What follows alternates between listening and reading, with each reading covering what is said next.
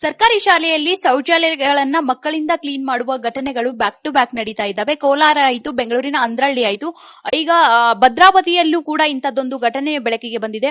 ಸ್ವತಃ ಶಿಕ್ಷಣ ಸಚಿವರ ತವರು ಜಿಲ್ಲೆ. ಸೊ ಆ ವಿಚಾರದ ಬಗ್ಗೆ ಮೊದಲಿಗೆ ಫಸ್ಟ್ ರಿಯಾಕ್ಷನ್ ಅವರನ್ನೇ ಕೇಳ್ತಾ ಹೋಗೋಣ ಸರ್. ಈ ಘಟನೆ ತಮ್ಮ ಗಮನಕ್ಕೆ ಬಂದಿದೆನಾ ಸರ್? ನಿನ್ನೆ ಸಾಯಂಕಾಲ, ಇವತ್ತು ಅರ್ಲಿ ಮಾರ್ನಿಂಗ್ ಬೆಳಗ್ಗೆ ಬಂದಿರೋದು. ಬಟ್ ನಿನ್ನೆ ಹೇಳಿದ್ರು, ನಾನು ಡೀಟೇಲ್ಸ್ ತಗೊಳ್ಳಿ ಅಂತ ಹೇಳಿದ್ದೆ. ಅದು ಗೊತ್ತಾದ ತಕ್ಷಣ ನನಗೆ ಯಾರೋ ವಿಡಿಯೋನು ಕೂಡ ಅದನ್ನ ಮಾಡಿ ಹಾಕಿರ್ತಕ್ಕಂಥದ್ದು. ಇದರಲ್ಲಿ ಏನಾಗಿದೆ, ಇದು ಆಗಿರ್ತಕ್ಕಂಥದ್ದು ನಿಜಾನೇ, ಭದ್ರಾವತಿಯಲ್ಲಿ ಆಗಿರೋದು ನಿಜ. ನಾನು ಚೆಕ್ ಮಾಡಿಸ್ಕೊಂಡೆ. ಇದೇ ಥರ ಏನಾಗ್ಬಿಡುತ್ತೆ, ಕೆಲವರು ಹೋಗಿ ಮಕ್ಳ ಕೈಲಿ ಮಾಡಿಸಿ ವಿಡಿಯೋ ಕಳಿಸಿರೋದು ಕೆಲವು ಮಾಡಿದ್ದಾರೆ, ಅದು ತಪ್ಪು ಅಂತಕ್ಕಂಥದ್ದು ಕೂಡ ಕೆಲವು ಆಗಿದ್ದಾವೆ. ಅದು ಒಂದು ಕಡೆಗಿರಲಿ. ಆದರೆ ನಮ್ಮ ಮುಂಚೆಯಿಂದನೂ ಕೂಡ ನಾನು ಹೇಳ್ತಾ ಇದ್ದೀನಿ, ಒಂದು ಕಡೆಗೆ ನಮ್ಮ ಶಿಕ್ಷಣ ಇಲಾಖೆಯಲ್ಲಿ ಸ್ವಲ್ಪ ಅಧಿಕಾರಿಗಳ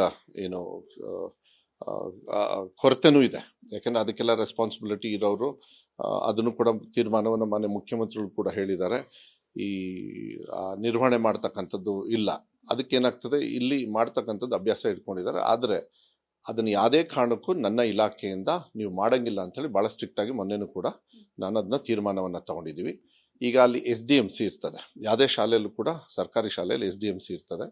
ಮತ್ತು ಅಲ್ಲಿರ್ತಕ್ಕಂಥ ಅಧಿಕಾರಿಯವರು ಇರ್ತಾರೆ, CRP ಮತ್ತು ಇವರು ಕನೆಕ್ಟೆಡ್, ಅವರೆಲ್ಲರೂ ಕೂಡ ಇದಕ್ಕೆ ಜವಾಬ್ದಾರಿ ಮತ್ತು ಹೊಣೆಗಾರ ಆಗ್ತಾರೆ. ಆ ಥರ ನೀತಿಯನ್ನು ನಾವು ಮಾಡಬೇಕಾಗುತ್ತೆ ಅನಿವಾರ್ಯವಾಗಿ. ಯಾಕೆಂದರೆ ಯಾವುದೇ ಕಾರಣಕ್ಕೂ ನಾನು ಮೊನ್ನೆನೂ ಕೂಡ ಹೇಳಿದೆ, ಮಕ್ಕಳನ್ನ ನೆಲ ಮೇಲೆ ಕೂರಿಸೋದಕ್ಕೆ ನಾನು ಇನ್ಮೇಲೆ ಒಂದು ತೀರ್ಮಾನವನ್ನು ತೊಗೊಂಡಿದ್ದೀನಿ. ಎಲ್ಲರೂ ಕೂಡ ಬೆಂಚ್ ಡೆಸ್ಕ್ ಮೇಲೇ ಕೂತ್ಕೊಳ್ಬೇಕು. ಅವ್ರಿಗೆ ಯಾವುದೇ ಕಾರಣಕ್ಕೂ ಇಂಥ ಒಂದು ಕೀಳ್ಮಟ್ಟದ ಒಂದು ಮಕ್ಳ ಕೈಲಿ ಕ್ಲೀನ್ ಮಾಡಿಸ್ತಕ್ಕಂಥದ್ದು ನಮ್ಮ ಕಡೆಯಿಂದ ಯಾವುದೇ ಕಾರಣಕ್ಕೂ ನಾವು ಬಿಡೋದಿಲ್ಲ.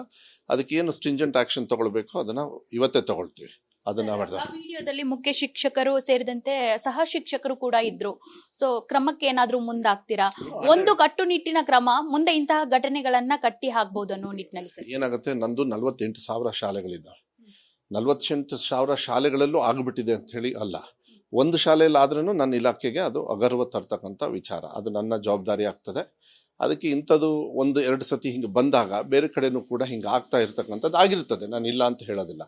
ಅದು ನಮ್ಮ ಬೆಳಕಿಗೆ ಬಂದಾಗ ನಾನು ಅದನ್ನು ಆ್ಯಕ್ಷನ್ ತೊಗೊಳ್ಬೇಕು. ಮತ್ತು ಇನ್ನು ಮುಂದೆ ಅದು ಬರಬಾರ್ದು, ಅದು ಯಾವುದೇ ಕಾರಣಕ್ಕೂ ಬರಬಾರ್ದು. ಯಾಕೆಂದರೆ ಮಕ್ಕಳ ಕೈಲಿ ಪಾಪ ಓದಕ್ಕೆ ಹೋಗ್ತಾರೆ, ಅವ್ರ ಕೈಯಲ್ಲಿ ಈ ಥರ ಮಾಡೋದು. ಆಮೇಲೆ ಈವನ್ ಟೀಚರ್ಸ್ ಕೈಯಲ್ಲೂ ಮಾಡಿಸ್ಬಾರ್ದು. ನಾವು ನಿಜ ಹೇಳಬೇಕಂದ್ರೆ ಟೀಚರ್ಸು ಮಾಡಬಾರ್ದು, ಯಾರು ಮಾಡಬಾರ್ದು. ಆದರೆ ಫಸ್ಟು ಮಕ್ಕಳ ಕೈಲಿ ಮಾಡ್ತಕ್ಕಂಥದ್ದು ಅದೊಂದು ದುರತ್ತ. ಅದಕ್ಕೆ ನಾನು ಸ್ವಲ್ಪ ಈ SDMC ಅವರು, ಎಲ್ಲ ಶಾಲೆಯಲ್ಲೂ ಕೂಡ SDMC ಅಂತ ಇರ್ತದೆ.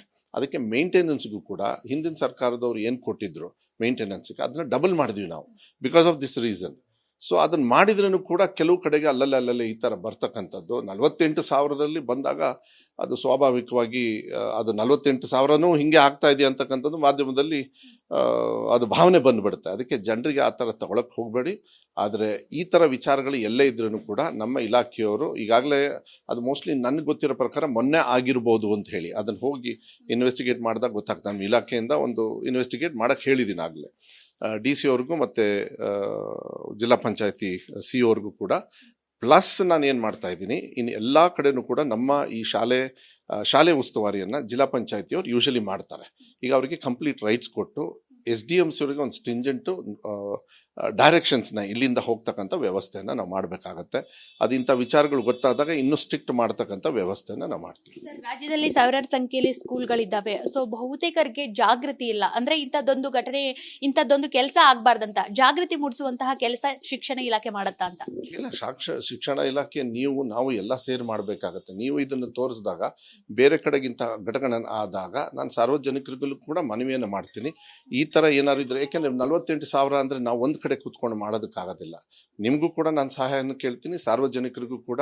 ಯಾಕೆಂದರೆ ಪೇರೆಂಟ್ಸ್ ಇರ್ತಾರೆ. ನಾನು ದಯವಿಟ್ಟು ಮನವಿ ಮಾಡೋದು ಇಷ್ಟೇ, ಪೇರೆಂಟ್ಸಿಗೆ ಮನವಿ, ಸರ್ಕಾರಿ ಶಾಲೆಯಲ್ಲಿ ನಿಮ್ಮ ಮಕ್ಕಳ ಕೈಯಲ್ಲಿ ಏನಾದ್ರು ಈ ಥರ ಮಾಡಿರ್ತಕ್ಕಂಥದ್ದು ಗಮನಕ್ಕೆ ಬಂದರೆ, ಅದು ಸತ್ಯಾಂಶ ಇತ್ತು ಅಂತ ಹೇಳಿದರೆ ದಯವಿಟ್ಟು ನಮ್ಮ ಇಲಾಖೆಗೆ ನೀವು ದಯವಿಟ್ಟು ನನಗೆ, ಯಾಕೆಂದರೆ ಯು ಹ್ಯಾವ್ ಟು ಬಿ, ನೀವೆಲ್ಲ ಹೆಲ್ಪ್ ಮಾಡಬೇಕು.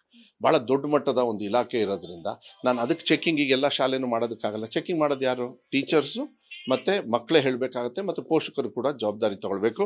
ಮತ್ತು ಎಲ್ಲದಕ್ಕಿಂತ SDMC ಅವರು ಈ ಜವಾಬ್ದಾರಿ ತೊಗೊಳ್ಬೇಕು. ಅದಕ್ಕೆ ಸ್ವಲ್ಪ ಕಟ್ಟುನಿಟ್ಟಿನ ಒಂದು ರೂಲ್ಸ್ ಆ್ಯಂಡ್ ರೆಗ್ಯುಲೇಷನ್ಸ್ನ ಫಾರ್ಮೇಟ್ ಮಾಡೋದಕ್ಕೆ ಮಾನ್ಯ ಮುಖ್ಯಮಂತ್ರಿಗಳು ಕೂಡ ಹೇಳಿದ್ದಾರೆ. ಮತ್ತು ನಾವು ಕೂಡ ವರ್ಕರ್ಸ್ ಅವೈಲಬಿಲಿಟಿನೂ ಕೊಡಬೇಕಾಗ್ತದೆ. ಶಾರ್ಟೇಜ್ ಇದೆ, ಹೆಂಗೆ ಟೀಚರ್ ಶಾರ್ಟೇಜ್ ಇದೆ, ಅದೇ ರೀತಿ ಈ ಗ್ರೂಪಿನ ಕೆಲಸಗಾರರು ಕೂಡ ಕಮ್ಮಿ ಇದ್ದಾರೆ. ವರ್ಕರ್ಸ್ ಕಮ್ಮಿ ಇದ್ದಾರೆ, ಅದನ್ನು ಕೂಡ ತುಂಬತಕ್ಕಂಥ ಕೆಲಸ ಮಾಡು.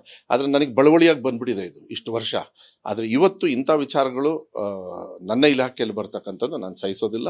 ಅದನ್ನು ಕಟ್ಟುನಿಟ್ಟಿನ ತೀರ್ಮಾನಗಳನ್ನ ನಾನು ತಗೊಳ್ತೀನಿ. ಮತ್ತು ಸಾರ್ವಜನಿಕರಿಗೂ ನಾನು ಮನವಿ ಮಾಡ್ತೀನಿ, ಈ ಥರ ನಮಗೆ ಗೊತ್ತಿಲ್ಲ 48,000ದಲ್ಲಿ ಎಲ್ಲೋ ಒಂದು ಹಿಂಗಿತ್ತು ಅಂದರೆ ಸೂಕ್ಷ್ಮವಾಗಿ ನಮಗೆ ಹೇಳಿ ನಾವು ಅದನ್ನು ಆ್ಯಕ್ಷನ್ ತಗೊಳ್ತೀವಿ.